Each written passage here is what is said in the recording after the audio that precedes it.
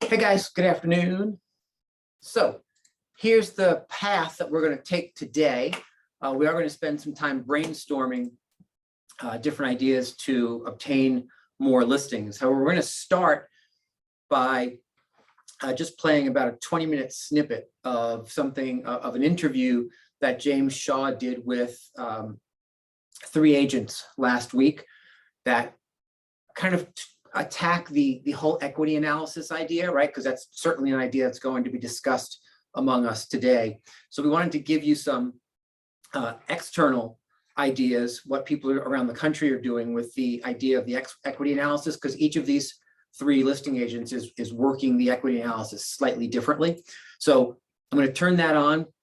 I'm going to play that for about 20 minutes, and then we'll stop that. And then the rest of our time together, we will plug into each other, kind of talk about ahas from what we just heard, as well as other ideas, either with the equity analysis or additional ideas on top of the equity analysis. So that's what we're going to do. So for the next 20 minutes or so, do enjoy. Oh, if I could get this going. Yeah. So for the next 20 minutes or so, do enjoy James interviewing these 3 agents with ideas about how to implement the equity analysis, and then we'll come back right after that and go through ahas and additional ideas for diving into listings. All right, I'll see you in about 20.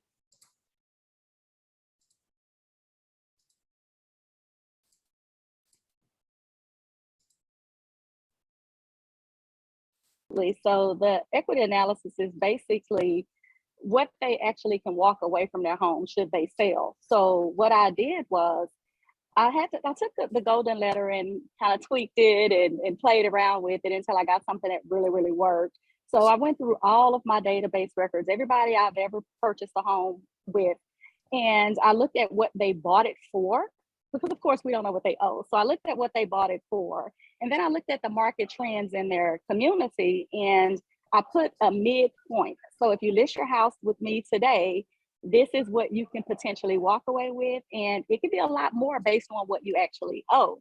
And so I started mailing that letter out, and the calls start coming in. They did. Yeah, actually, you were telling me your team in Houston did 74 transactions last year, $23 million in volume. You took 32 listings, and 21 of those listings were from the equity analysis, Vishay.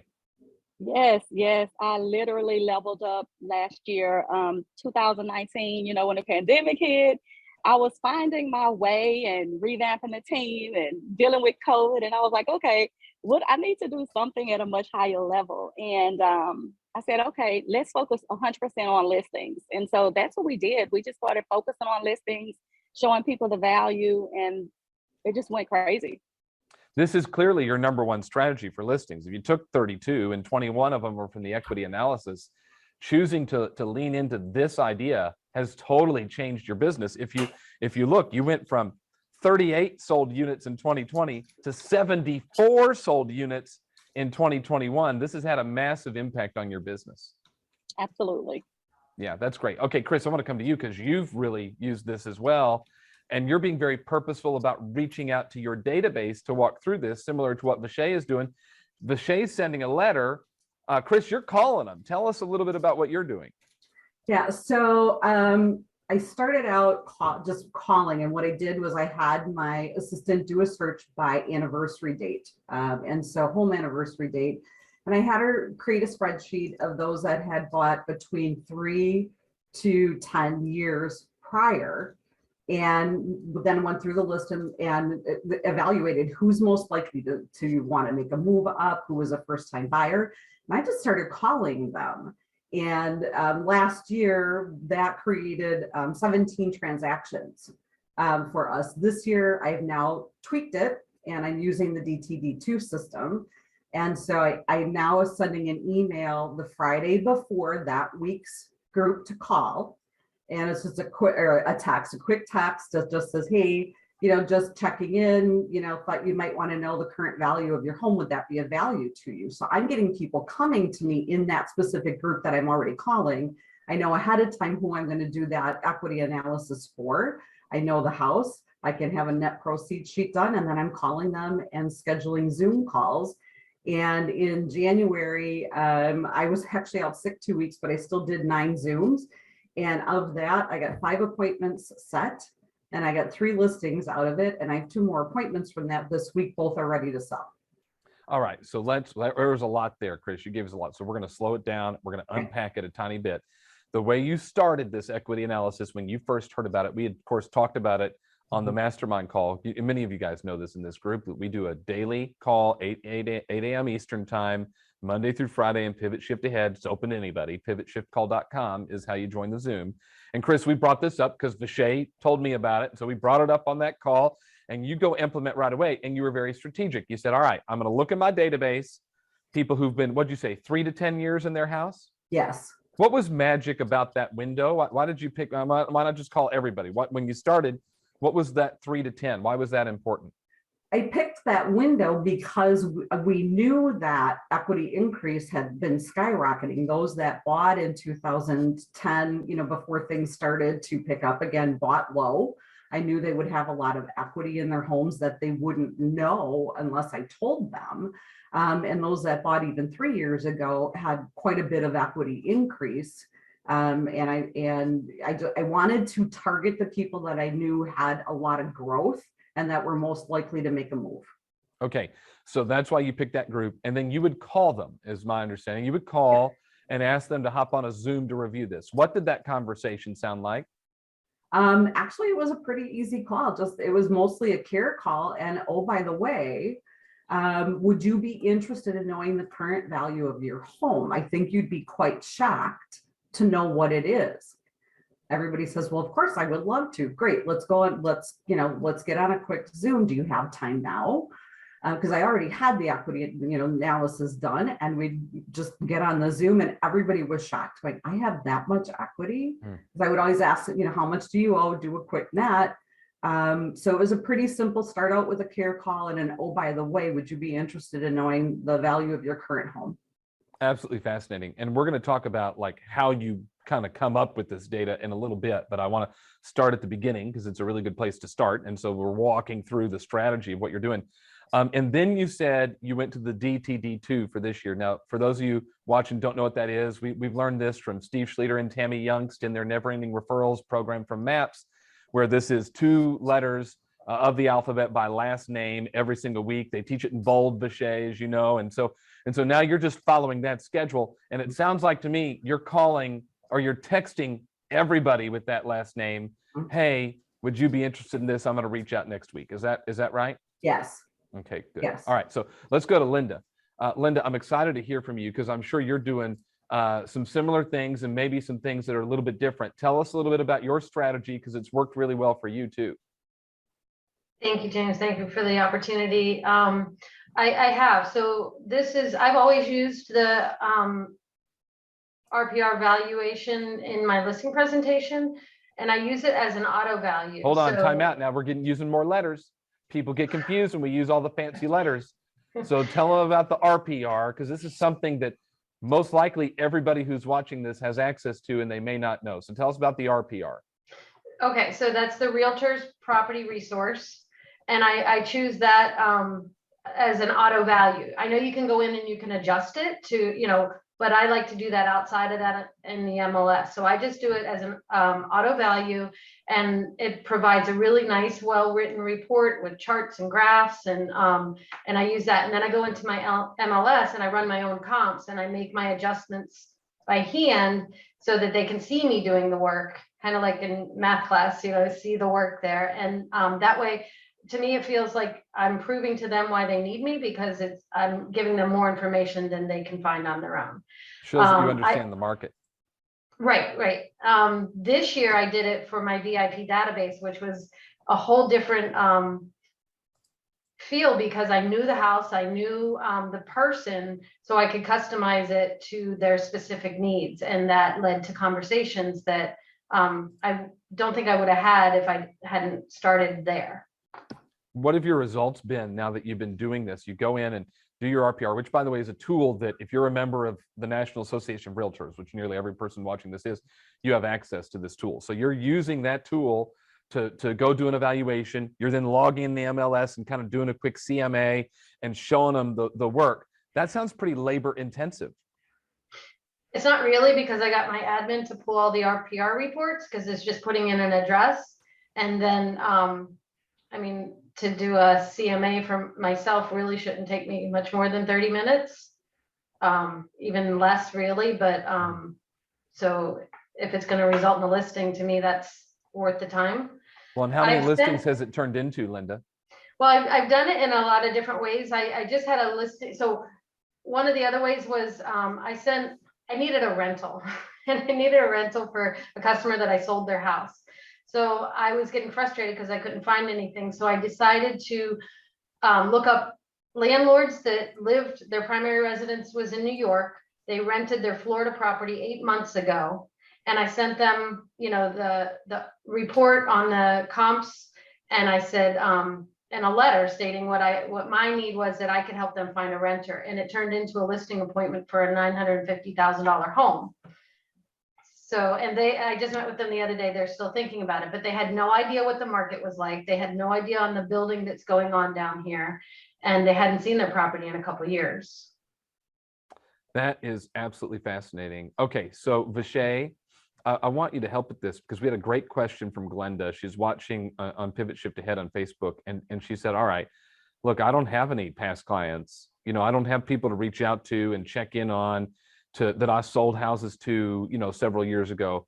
Vishay, what would, as a coach and an agent, what would your recommendation be to an agent like Glenda? Number one would be to pick up your phone. I call it my percolator. So pick up your phone. I'm sure you have hundreds of people in your phone that you can start there and warm those conversations up and reintroduce yourself, re-engage, and ask for the business. Don't be a secret agent. And then once you went through your entire phone, start going on Facebook, all of your social media accounts, because this is the thing. I call them creepers. We allow all these creepers into our life, and they're looking at everything that we do on our Facebook page. We don't know them, yet we don't ask them for the business. So it's a little button on there that you can just call them through Facebook and just start engaging in conversations. And then that way you can find out who needs to be in there and who does not. And then go to every social media account and you can even upload them. It's a way that you can upload your social media straight into your command, and then just start making those calls.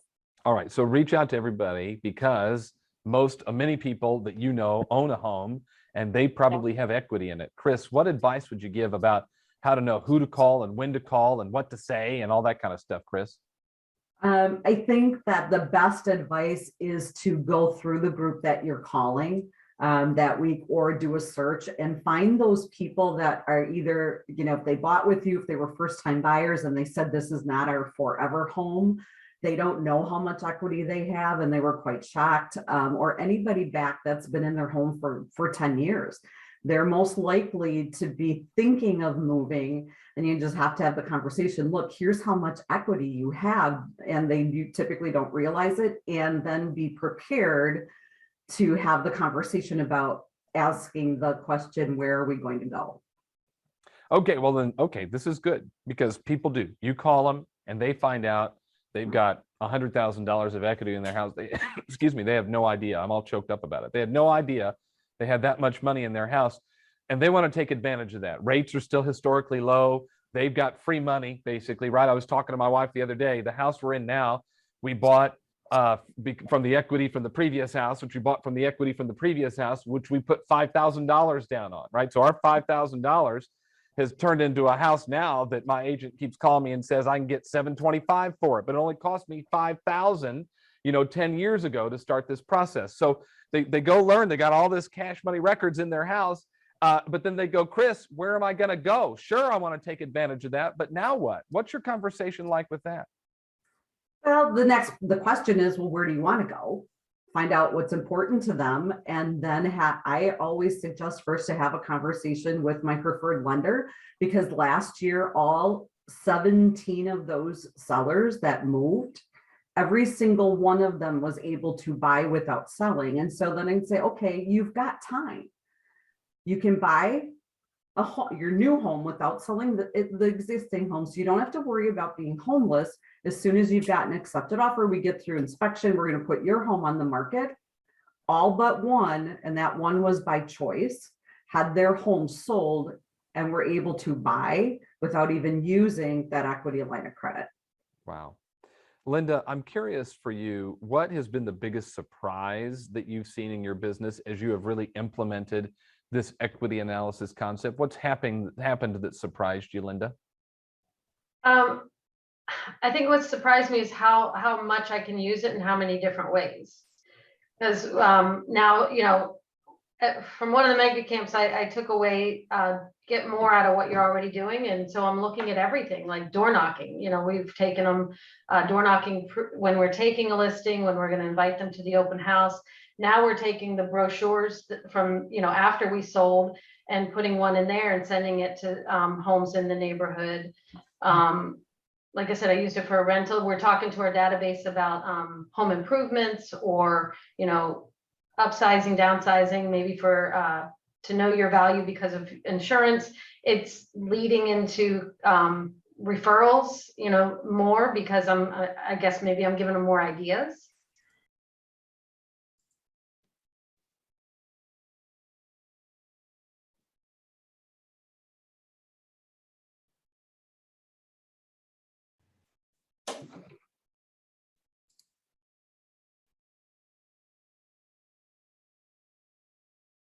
Okay, sorry about that. I was switching screens. So I hope that was helpful. We wanted to start the larger conversation today with James and those three brilliant agents.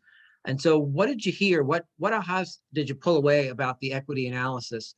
Because it's kind of the hot conversation that's going on right now that people are using to find and take listings. What did you hear that you think you would go ahead and implement? What surprised you? What did you think was brilliant? What did you hate? I think, you know, something that surprised me is the Do I woman need who to remind said, us how masterminds work? what? No, I ahead, think, Dana. yeah, I was struck by the woman who said actually that she mailed these to people, that she got such a good response, because I usually associate that with people telephoning, not sending mailings to people. And I feel like, you know, that, anyway, that surprised me that she had such a good rate of return from doing a mailing. Yeah, absolutely. Right. What that says to me is don't prejudge any of it. Right. Just do it and then keep doing it. Right. The consistency is where your success is going to be. Right. The fortune's in the follow-up, but you don't get to follow up if you haven't actually done something to start with that you can then follow up to or with or on. But Whichever the preposition works there. Yeah, I was also struck by the woman from Wellington who said that, you know, she could churn out her CMAs in 30 minutes. I guess the homes there are a lot more uniform than they are in Fairfield County, because it just seems like it takes longer if you want to really, some homes around here, there's so many more factors that you have to weigh than, you know, maybe other parts of the country. It takes a little longer to do a good CMA, I think. Yeah, and I would be cautious around that because I'm not sure I agree, and I think that the idea behind the equity analysis is it's an appointment setting tool, right? You're not delivering the Taj Mahal of conversations up front. You're delivering the teas, right? You can put your finger on a value in about 10 minutes. Right. And so it's a matter of working through the process of putting a finger on the value and delivering that tease, which is that equity analysis, such that you can use it to get an appointment to have a larger conversation. And then if you want to spend longer really getting the Taj Mahal ready, that's great. But I wouldn't be doing the Taj Mahal as the appointment setting tool. I think there's a faster way to get that done. Well, is it okay to like give a price range as opposed to like one set price? Because if you haven't been in the person's house in a long time, you don't know the condition. Maybe they, you know, put in a new kitchen, or maybe the kitchen that was there has gone to pot and they haven't done anything to change it. You know, you don't know those details. Yeah, don't overthink it is what I would say, right? Do you not know details? Sure, but that's why it's a tease. It's a best guess. It's if everything is similar to the last time I was there, you can likely expect something like this, right? And then you make adjustments from there. Go ahead, Dee. I was just going to say most of that is that exactly, it's an appointment setting, and this is to set you up to say, and I need to see your home. I need to go and see all the things you may have done since, this is on paper only. Yeah, it's kind of like the desktop appraisal version, right? For the appointment. That's all. And this is not an exact number situation. Yeah, frankly, even after you've been in the house, it's not an exact number situation. No, it's not. And certainly in this market, we know that. Yeah, it's all best guessing. So what else, Lori? That's exactly what I was going to say. I always say to people, before we put it on, we're going to take one last look, because the weekend before, 5 houses could have come on that require you to tweak this number a little bit. So it's just. Mary and I are always in agreement. We are. I was like, that's what I was going to say. Yeah. So I guess my question is, who's using the equity analysis? How are you using it? What have your results been? Right. I do want to make sure that we have plumbed the depths of this as a process, as a strategy, and as a tool. Go ahead, Anna. So I did for my for actually cold calls, and I called to one condominium in Stamford, and the guy actually invited me in his house. So I was there on Sunday, and before that I sent him his equity analysis. So he came back to me. He said, "Oh, finally the market is appreciated for the sellers. So come over." And I came over. I looked. His property, he doesn't think that he wants to sell now, but he wants to rent and he wants to buy. So I do have success. And he said that the neighbor, he said, I'm spreading the words in the complex that you're doing that service, Anna. So hopefully it will bring some, potential listings or whatever. Love it. Who else? Who's using it? How are you using it? Yeah. What are your results? Hello. Yeah, Debbie. Oh yeah. I just feel that people don't know how much equity they have coming back to that. So I think that's a big aha for people to know how much it appraised, and just trying to get in front of them too, Yeah, that is absolutely the point of this tool, right? Jason Abrams said to us a couple of weeks ago, look, guys, if you're not the one who is consistently delivering not just market stats, right, but the actual rise and fall of equity of the asset that your database owns, if you're not the one delivering that to them on a consistent basis, who is? And there are two answers to that. One answer might be nobody. Well, that's a shame. That's a missed opportunity. Or the other answer is somebody else. One of your competitors may be delivering that information, and the next time that information pops up and the $100,000 shows up, that might not be a phone call that you get, because you're not the one who's consistently delivering the rise and fall of equity of their own asset to your own folks in your own database. Dee.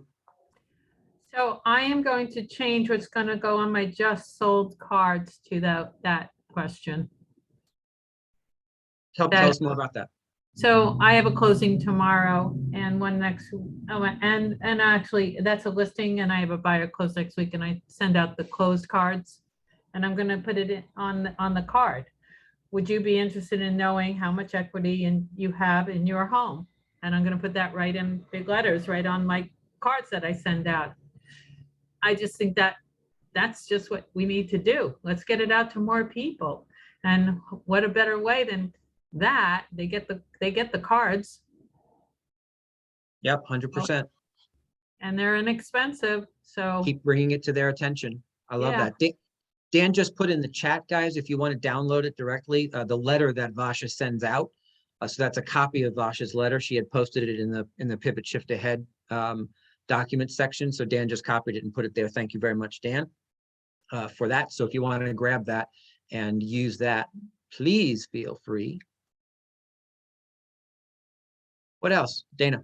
Yeah, I just have a question. So if you were going to send out basically what would be unsolicited analysis, like, you know, I guess when I think of the term equity analysis, I think of like the full up CMA.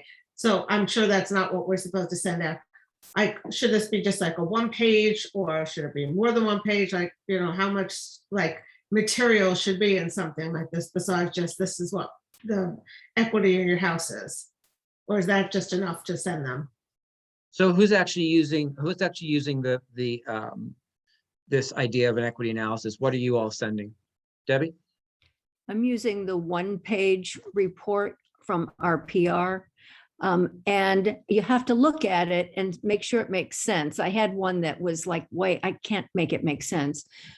And kind of hedging the language around it and saying, of course, this is an estimate, an approximate value of in today's market. And to fine tune the number, just give me a call and we'll work out the details. Because if you're going to do this on any scale, you can't do a deep analysis until you have the actual appointment. So the first round is a 1-pager. Yeah, it was interesting. I had one of my coaching clients a couple of weeks ago. We were talking about the equity analysis, and she said, you know, I'm struggling to get people to say yes to the equity analysis. So I find that I'm not doing, because we had set a goal of 1 a day, like you're gonna connect and send 1 of these a day, and she said, I'm struggling to find people to say yes. And I said, well, what do you mean you're struggling to find people to say yes? And so her version of this was, I'm going to call into my database and ask people if they want an equity analysis and then set an appointment to have it. And I said, well, what if we looked at that somewhat differently? What if we did it in the reverse, right? What if you chose 5 people a week or 10 people a week in your database and produced equity analyses for them, and either sent them and then immediately followed up to say, hey, I just sent this, let's jump on Zoom and have a discussion around what it means, or call those 10 people, right? To say, hey, I've prepared this for you, right? Because now it's not, do you want me to? It's, I've prepared this for you. Frankly, I think you'll be amazed at what we've uncovered here. And I really encourage you to take a look at this. It'll take just 15 minutes on Zoom later tonight. I have time at 4 or 4:30. Go ahead, Deb. I was interested in the way each of them expanded on from their first steps and exploration of this and took it to different groups. So I have my pipeline. So I have a pipeline of A's, B's, and C's. I'm doing that first. And then I loved the DTD2 group. Well, that's a group that hasn't had that kind of specificity as far as the message goes to them, but go through that group and send them out to that. And that's what I mean by scale. If you're doing it to all these people, you got to do it simply the first time around. And then they said the inner circle. Make sure that your inner circle is getting this. So, I mean, just think of the groups that you can send it to and do a different group every week. Can go on for the whole year. And I mean, it's very compelling to me that somebody sends out, and now I'll forget the numbers, but it's like 32 equity analysis and listed 21 properties. What the heck? Holy cow. And they're all compelling numbers. Yeah, Jim. Yes, we keep using this acronym RPR, the Realtor Property Resource. I have never used this. Where is this? What is this? I may sound a little naive here, but it's on the front page of Smart MLS. It's a button on the front page of the Smart MLS. You have to set it up, but everybody who's in the Smart MLS has access to it. Excellent. Okay, thanks, Deb. Hey, Debbie, if we put something on the calendar for next week, would you walk people through a 20-minute tour of RPR and what buttons to push to get something simple and quick done? Yep. Yeah, okay. So would that be helpful, guys, if we just kind of put that on the calendar for Monday or Tuesday? Absolutely. Okay, we'll do that midday. Watch for, I'll set that up with Debbie and we'll send out an email later today and get that on in the next few days. That way you don't have to struggle about what buttons to push and where to go to find the short version. Because I'm sure there are longer versions available in RPR. Absolutely. And you want the short version, right, for this particular strategy. There's a 72-page version you don't need to use. Yeah, right. More is not more. Less is more, right? Silva. Perhaps a very quick version of an equity checkup, the way Debbie Orr does it. I mean, not now, but when you do this class. Oh yeah, sure. Yeah, because Debbie's going to show you exactly how she uses RPR, because she does the short version and it doesn't take her very long at all, right? So Thank you. yeah, absolutely. You know, the other thing that it occurs, Debbie, did you have something? Yeah, I was just going to show you, I keep trying to think of new ways for presentation for this. So I'm actually going to hand deliver 10 of these in the next, through the weekend, with an invitation that I've just written up that talks about, I know you're thinking about selling your house in the near future, whether that's 2 months or 5 years. It doesn't matter. I want them to start thinking, even if they're thinking 5 years from now or 3 years from now. And it's an invitation to my seminar, which is coming up next week for sellers. And then I'm taking just a small box of chocolates from our sweet shop and just saying, enjoy a little sweetness from my favorite sweet shop for Valentine's Day. And if I'm hang it on the door in my little bag, I'll hang it on the door. I'm knock on the door and hand it to them.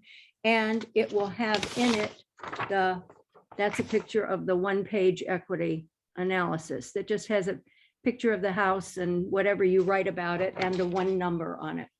Hold that up one more time. I'm going to spotlight you so you get big. There we go. Okay, so I get big. That's what it looks like.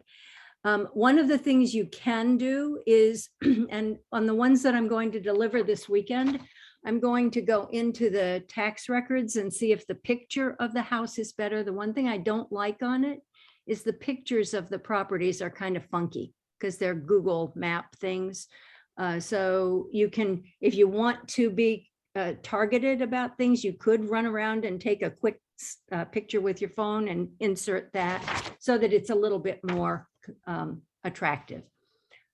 There are ways around it. I may have some workarounds by Monday. You know, it occurs to me that we keep talking about the idea of using this with your database, which I think is certainly where one can start. But as Debbie said, keep thinking about other uses of this tool. I go, you know, expireds are in my blood and I think always will be. And so I think about, well, what about expireds? What about old expireds? What if we started looking at expireds from the last 10 years who didn't sell back when they wanted more than what the market was willing to give them? What if they could get what they were looking for or more today? Have we gone ahead and year by year or half year by half year or town by town for a year, you know, however you're going to kind of skew that out of the MLS, really done some research to say, what if we are targeting these particular people who listed it last year and didn't sell, who listed in 2020 and didn't sell, who listed in 2019 and didn't sell, and just keep going till you find people who are interested in saying, yeah, we didn't sell because we couldn't get our number, right? We all know that there are 14 reasons, right? Do you all know the 14 reasons that a house doesn't sell? What's number 1? Price is correct. What's number 2? Price. Exactly. Number 3. There we go. You're catching on now, right? So we all know that there are 14 reasons and they're all price why a house doesn't sell. So if that's the case, those expireds, to me, knowing that what we can bring to the table in a market that's still delivering a benefit to a seller like we are today, that's what we can bring to them. We can bring them a solution about price, right? Maybe go back for those of you who are in the business longer. Who did you sell houses to in 2005 and 6 or 4, 5, and 6, right? Who have thought about and talked with you about getting out of the house that they're in for a decade, but realize that they're just never going to see those numbers again. Well, guess what? Even if the answer is never, it's as close as they're ever going to get right now, right? In order to minimize any kind of loss that they might have. And I think for most of them, they can find their way out and recoup what they spent. So go back to those sellers, and even if you weren't in business back then, who bought in that 2004, 5, and 6 range, even into 2007, right? Before we really felt the effects of that last crash and shift. Who's trying to get out, that doesn't know that now's the right time. Any other questions, comments, uses for the equity analysis that you can think of that you want to put on the table? We are going to spend the rest of our time talking about any other ideas you have or using and are being successful with in terms of activities that bring listings. Anything else on the equity analysis? I'd love to just say one thing around a mindset piece Yeah, of this, if I could. You know, one of the things my coach said the other day, or the question that my coach asked the other day was, do you know people in 2008, 2009, 2010 who either went into bankruptcy or lost their home to foreclosure, even though they had equity in their home? And all they had to do was sell their home and they would have been fine. Were there people like that back at that time? Absolutely. Are there people today that have even more equity in their home and are dealing with financial situations where the simple solution is to just sell their house and downsize or get into a rental or whatever it is, right? There are people out there that need to sell and they just don't know that that's the option for them. That's a great idea, Dan. I mean, what if you decided to launch a campaign, right, that said something to the effect of, hey, you know, having financial struggles, call me today and to talk about how we can unlock the equity in your home. Remember, these are all appointment setting ideas. You want to catch people's attention. You want to stop the scroll. You want to get some response back from your database, from strangers, right? If people, here's what I've noticed. If you're not struggling financially, a headline or a caption that reads, having financial struggles, you don't see it. If you are struggling financially, you see that more than anything else, right? It's your RAS, because if you are struggling financially, that reticular activation system in the back of your brain is constantly working through those struggles. And so it's what you end up seeing. So Dan's idea, I think, is brilliant from the perspective of those people will see that if you put it out there. Then you just have to have some kind of offer that gets them to actually call you. And unlocking the equity in their home is certainly a conversation, if I was struggling, that I'd want to know about. Love it. Thank you, Dan. What else, guys? That's a great tool, thinking about just showing people, I think, sitting with a seller and showing them different options, like selling your home is one, doing this, getting into a rental, because I'm looking at that opportunity for my own self.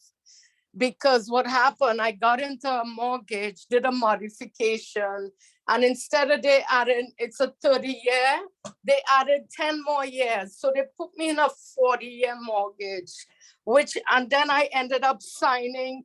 I didn't read all the fine print. And being a real estate agent, you would think you're smart enough to know some of these things, but there's so much hidden. And when I call back, they're like, oh, you agreed already to sign it and whatever.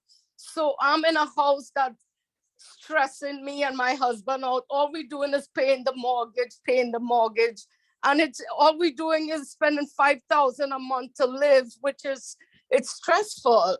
It stresses my husband out. And I'm like, I'm figuring out what other option I have. So I think when you bring it to the table, if I'm struggling with that, there's a lot of people who struggling with that, you know? Yeah, no, certainly. And the idea of coming to the rescue of people who are struggling, right? It's another one of our value propositions. How can we help, right? If we're building businesses based on contribution, right? How can we contribute to assisting people who are in need? The first thing you have to do is you have to locate the people who are in need, right? I love what Lori put in the chat, right? That right now, having a struggle, if you connect it to the last 2 years of Bizarro World, right? That's a very non-judgmental way to bring up the struggles, because struggles are broader today, right? When you can hang it on the hook of something that's not personal or specific to them, it helps people talk about it a little more. It feels a little less, you know, if people are going to have ego around it or pride around it, right? If there's something else to kind of point to say that's the cause, whether it is or not is not relevant, right? But it's an outlet for them. And so if you help them pedal down that path, you may discover that there are more conversations to be had than not. Love that. What else are you doing? What other activities are you focused on to uncover listings right now? Because there's more than just the equity analysis, right? What else? What are you doing? What's old and tried and true that you're still using that's creating results? What's new? What are you hearing? Go ahead, Silva. Yeah, we are calling around just listed, just sold.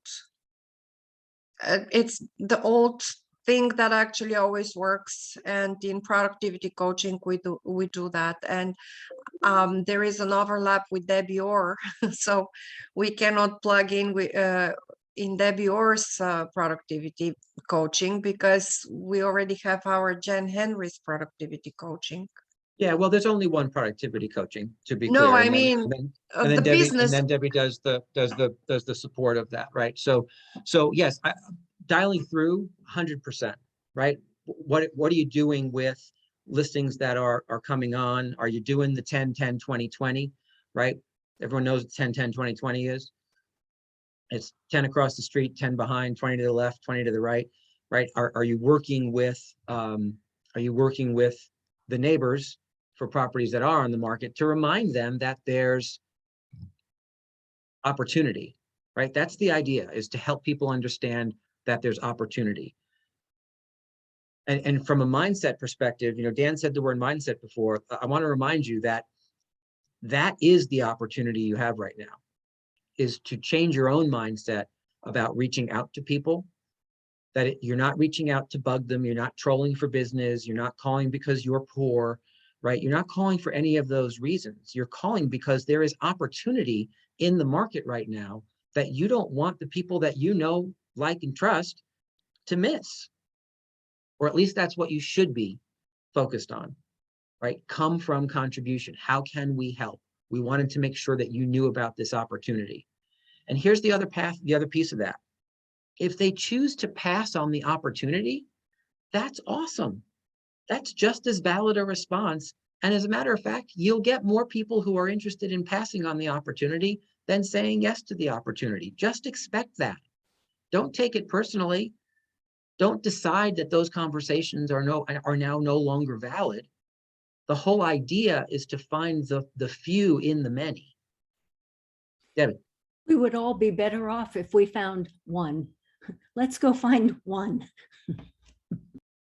Well, think about it. If everybody on this call found one, that's over 50 new pieces of inventory that all 50 of us then have 97 buyers a piece to go fight over, right? but think about, and it is true we have a choice, right? We can either wake up every morning and get on the MLS and say, oh, there's not enough new inventory for my buyers. Or we can just go change the market. Somebody has to be in charge of changing the market.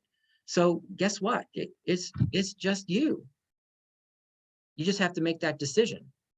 You have to get up every morning and say, I'm just going to change the market today, which means I'm going to put new inventory on there. So how else are you locating the inventory? What else are you doing? Well, and when you said changing the market, it made me think of changing the conversation.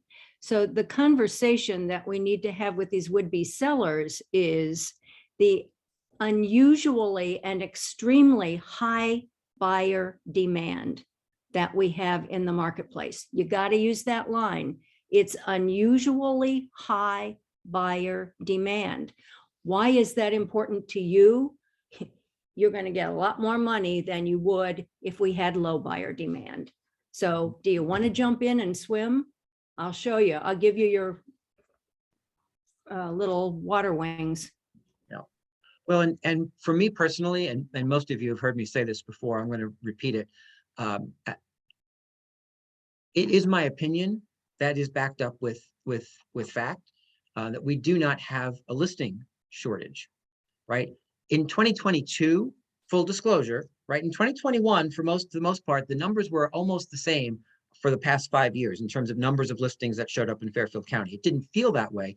In 2022, we are starting to see something a little bit different show up, in that we are seeing a retreat in the number of new listings. However, think about the mindset for yourself and think about the delivery to your potential sellers. Having people understand that there's a shortage of inventory, to me, is far less appealing than there's an oversupply of buyers, right? The reason I'm reaching out to you is not because we're short on something and I need you to say yes. The reason I'm reaching out to you is because there's opportunity, because there's such a massive oversupply on the other side. So I would be careful about the language you use. To me, having a conversation that we're short on inventory, I don't really think fixes anything. I think, if anything, it keeps us spinning in a circle. Let's keep talking about the oversupply of buyers and why that's a benefit to sellers, right? Remember, there's 2 humps we have to get sellers over. The first hump is to understand the opportunity. And then once they understand the opportunity, hump number 2 is where they went in those interviews, is what next? If my house goes on the market and it's absorbed quickly, where am I going to live? And so how are many of you, well, I'll come back to that in about 5 minutes. Any other activities that you're focused on to uncover new listing opportunities? What else are you doing to uncover new listing opportunities? I did something last summer. Yes, Adam. It might not be for everyone, but what I did was call for sale by owners on Zillow, and I treated the conversation a little bit differently. I asked them if I could hold an open house for them. I will put out all the signs like normal. I will boost posts on social media. Maybe that cost me $25, but it got me in front of sellers who were not willing to have a real estate agent over because they've already been through the bait and switch of somebody coming over, and everybody said, oh, nobody ever asked me about that before. So I got into a number of homes in front of sellers, had a number of buyers come through who were not represented, which was great.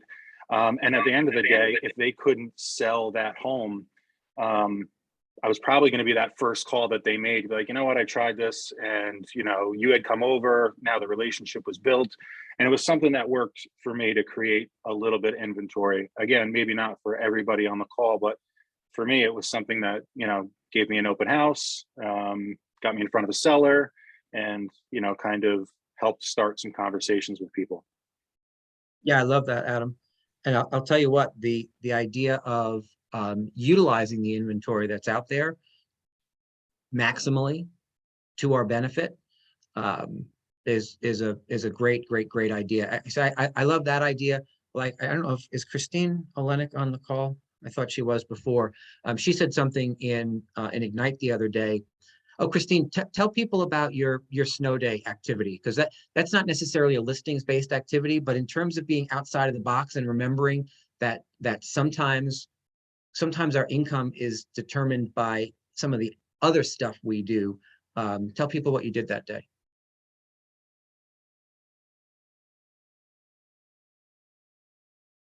Did we lose you, Christine?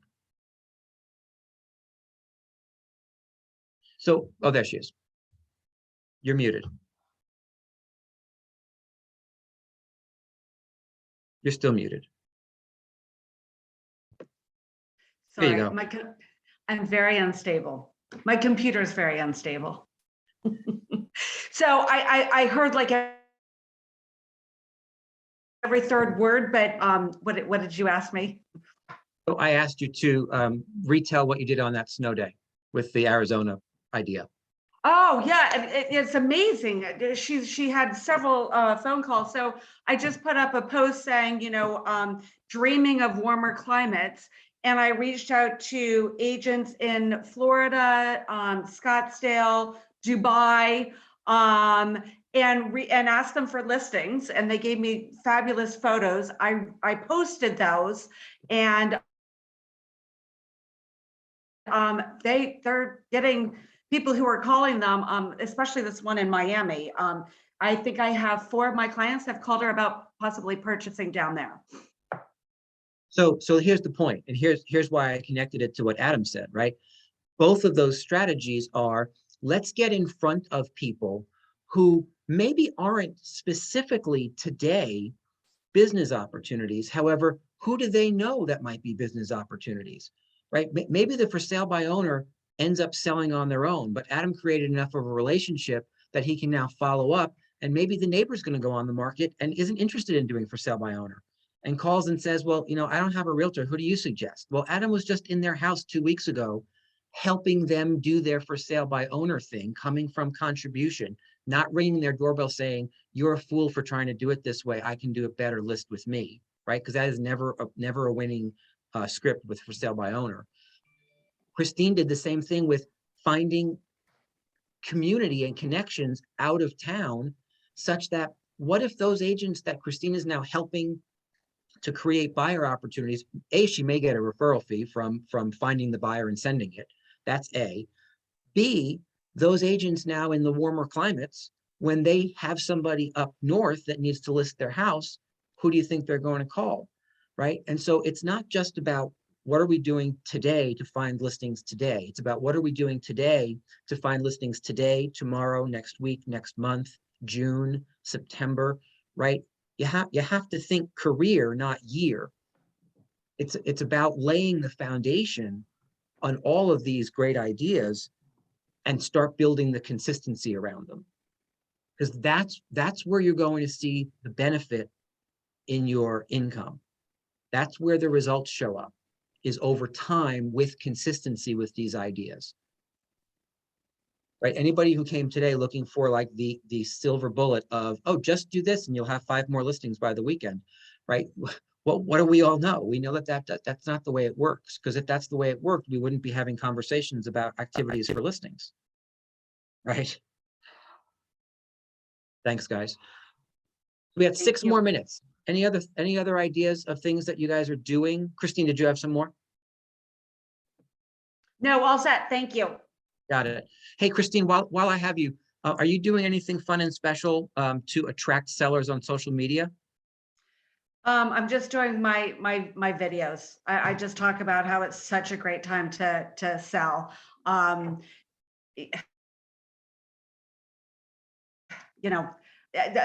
That seems to be somewhat working for me. At least I've had some listing presentations, but yeah, it's just my videos that I'm doing.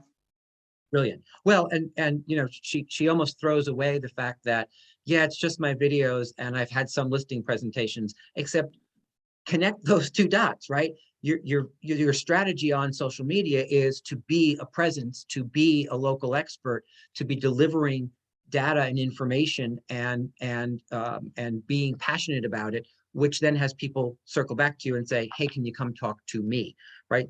It's all about how are we finding new appointment opportunities. And that's definitely one of the powerful ones. And so for those of you who don't have a big following, well, what can you do today to start building that following? Are you going to do some kind of a social media post campaign? Are you going to go the route that Christine's going with video, right? What is that strategy you're putting in place for today, tomorrow, next week, next month, 6 months from now, right? It's all about starting today with consistency, that day by day by day, we get to change not only the trajectory of your business, but the trajectory that the industry starts to experience locally, right? Be the change you want to see in the world. And right now we want to see a different level of inventory. So let's just go be the different level of inventory. What else? Yes, Lori. I would say don't forget our vendor partners like contractors, painters, because anybody thinking about selling, especially the people that think they're not going to sell for 4 months or so, they're prepping now. So remind your people to recommend you or to give you the heads up, because I've had just a little bit of success with that lately. Hey, so Lori, so thank you for putting that on there. And I'm gonna ask you to stay on for just a second, because one of the things that I know you did last year, and I still don't, I don't think that interest rates are in a position, even though they've been rising a little bit, are in a position where the idea that you engaged with your mortgage partner in creating conversations with sellers, it still works today. Can you just tell everybody what you did with the whole refi thing with Bill? You did that last year, I think. I really, Bill and I got together and discussed clients and kind of brainstormed on clients that probably could benefit from refinancing. And he took the ball and ran with it. And I had clients, raving about him, and it proved to a lot of people that they did have a lot more equity than they thought. And I had success in getting several listings. But it's so nice when they come back to you and say, wow, you gave me this guy and I worked with him and he cares about me. He's come back to me and is looking out for my best interest. And, those just solidify your relationships with people. Yeah, you guys are so funny, because I ask you to tell stories and you just brush off the fact, oh yeah, I did this thing, it was really kind of good, and I just got a couple of listings from it. That's the whole point of this conversation, right? So be really proud. Be proud that you went down a path and you followed up with it. You were consistent enough that it produced what you were looking for it to produce. I loved that. And to tell you the truth, Lori, I think you should still be doing it this year, right? Especially now that I just gave the idea to 50 other people. So make sure that you're diving into your database, connect with your mortgage partner, right? Again, interest rates are still low. And it doesn't, I think I saw something big, some CNN headline this morning, interest rates rise again. Oh, you've got to help people not fall victim to that kind of drama that the press pushes out there. Are interest rates a little higher? Sure. Can you get something in the 2s right now? Likely not, but they're still way lower than almost any time in history. So there are people out there who are paying 5 or 6 or 7% because of whatever circumstances they happen to be in when they got that loan, that perhaps can now benefit from an equity analysis combined with a mortgage analysis. And so you can pair with your partners to actually get conversations started. Yes, Karen. Debt consolidation is a huge, huge reason to refinance. If you have, credit card debt at, 16, 18%, and you could get 3 point something or even 4% if it went to that point, you would still be way better off. We have that conversation, and sometimes it turns up that we can refer back to the realtor who gave us the referral in the first place and say, hey, these people are looking to sell. I mean, it's happened just over the last week. So it works both sides. And it solidifies our relationship too. That gives me an idea for another seminar, right? Either you guys can each pair up and do it for your databases, or if you want, we can do it on a global scale at the market center level.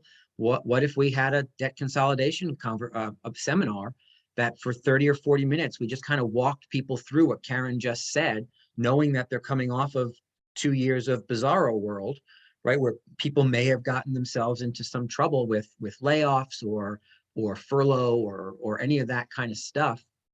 You can combine that with some discussion and strategies about anybody who actually put their mortgage on hold. What's that called again, Karen? Yeah.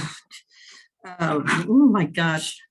That is called. Dana, help us out. Forbearance. Forbearance. Thank you. Forbearance. Yes, forbearance. But it's just good for anybody who just even racked up some credit card debt or student loans that they just want to get rid of. They can save so much money every month if they put that towards their mortgage or towards their house saving, account to buy an investment property. That would be great. Yeah. Hey, speaking of investment property, one of the things that you should do is make sure that your entire database knows that in about 4.5 hours, we start for the first time in a year. We haven't done it in a year. So make sure your database knows that we're doing our investor seminar tonight, right here in this Zoom room at 6:45. Part of the reason that that's an important connection point for finding listings, and this is a true story. I had a conversation just a couple of weeks ago with somebody who was talking to me about starting to buy investment property, and they live in one property and they owned one other investment property. And in our conversation, I said, well, what is that one investment property worth? Well, that one investment property is worth over $1 million. I said, oh my goodness, like with $1 million, do you know how many properties we could buy with that $1 million? The way I buy them, right? And if you don't know how I buy them, come tonight at 6:45 and I'll tell you all about it. But the idea of being a seller to free up that equity, right? Karen and I worked last year because Karen finally convinced me to refinance my house to pull out the equity. I didn't sell my house, but I refinanced it to pull out equity to buy more properties. But this particular person I was speaking to chose to just put that one on the market, sell it. They owned it free and clear, and they have all this cash now to go and buy to take their portfolio from one cash flowing asset to multiple cash flowing assets that will be so much better for their bottom line from a cash flow perspective. So my point is, this is not just a shameless promotion and plug for the seminar that Karen and I are doing this evening, though I'm okay with that as well. But the idea is to tie it back to how that can actually help you obtain some more listings. So make sure your database knows it, bring them, be on the call with them so that you can learn the language. We're doing it for you and for your database. So do join us. Guys, it is 2:03. We are out of, hey, it's 2:03, like KW 2:03. It's a spectacular time. Let's thank you for all those great ideas. Here's how I want to just close real quick. Do something. Don't just wait, right? Do something. Decide what you're going to do. Wake up every morning and ask yourself this question: what am I going to list today? And then force yourself to answer that question throughout the day. Start some kind of strategy. Create the consistency. Day 1, day 2, but you have to start it to actually be consistent about it, right? So figure out what your strategy is going to be, start pushing. I encourage you, if you don't know where else to start, invite your database to the investor seminar tonight as step 1. Step 2, commit to at least one equity analysis every single day. When you commit to one equity analysis every single day, fabulous things start to happen. Guys, I hope this was helpful. It's lovely seeing you all, or not seeing most of you, as the case may be. Thank you for all of you who put your cameras on. We love you more. No, that's not true. Well, it might be a little true. We'll see you tonight. Have a great afternoon.